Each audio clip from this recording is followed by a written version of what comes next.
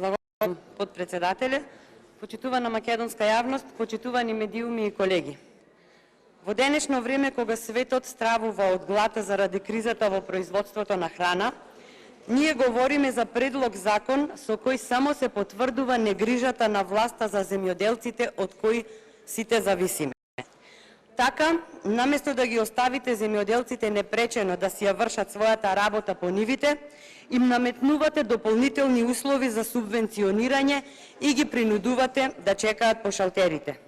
Во оваа убава македонска земја имаме почва на која од секоја семка се раѓа плод, но наместо земјоделците да ни се на пиедесталот, власта ги фрла на маргините и од честни домакини од нив прави социјални случаи. На самиот почеток од мојата дискусија сакам да бидеме начисто. Како што сме поддржале бројни други закони кои значат помош за македонските граѓани, така даваме целосна поддршка и на овој закон, но тоа не значи дека законот е добар и дека солидно е уредена законската материја. Да беше грижата на власта реална, да беше грижата за земјоделците поважна од бизнисот со фотоволтаици и тендери, вие уште вчера, на вчерашниот дневен ред, ќе го започневме со оваа точка. Но, во држава каде што популизмот на власта е најважен, приоритетите се измешани и се оди во погрешен редослед од потребниот. Со оваа власт, секојдневно гледаме дека ниту едно законско решение не е уредено како што треба. Секојдневно имаме пиши-бриши закони со кои наместо да им се олеснува на граѓаните, им создавате дополнителни маки.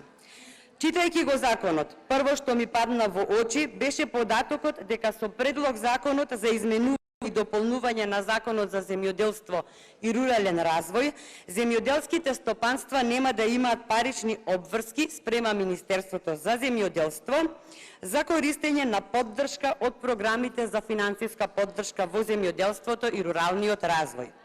Но им наметнувате дополнителен услов на земјоделците да немале обврски по основ неплатени даноци и придонеси кон управата за јавни приходи.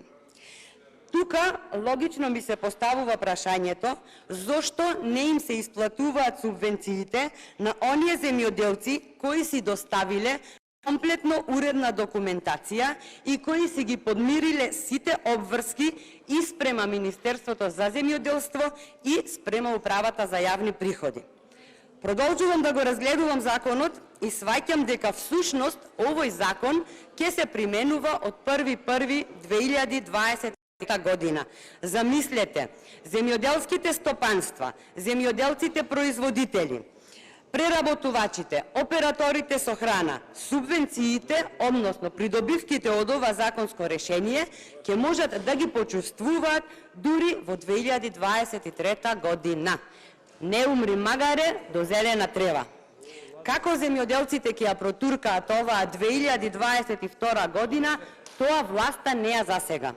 Едно ќе ви кажам, смислата и целта не е само во тоа да предложите некакви си мерки на хартија. Смислата и целта е истите да се исплатат без одложување. Треба да сте свесни дека на овој начин вршите безмилосен притисок врз земјоделците, кои наместо да си ја бркаат работата по нивите, мора да се расправаат по шалтери и да ги дешифрираат контрадикторните одлуки што ги носите. И за да биде уште потрагично, овие проблеми на земјоделците не се од вчера, тие датираат уште од 2017 година. 5 години имате конфузно законско решение кое сте морале да го коригирате досега. А богами сте имале и доволно време само кој да работи, кој да коригира кога ви е тешко и на комисија да дојдете. Кога и представникот од Министерството имал поважна работа од земјоделците, па не доаѓа да дискутира на комисија. Вака ли покажувате грижа?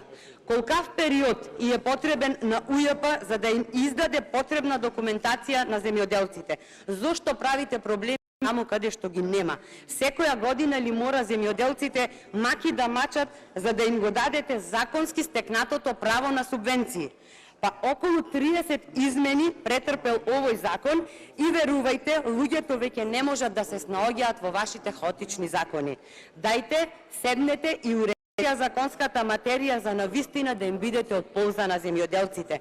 Да резимирам. Да, сме за авансна исплата на финансиска поддршка во земјоделството во висина од 30%. Да, сме за зголемување на процентот на поддршка за набавка на зелена нафта од 50 на 100%.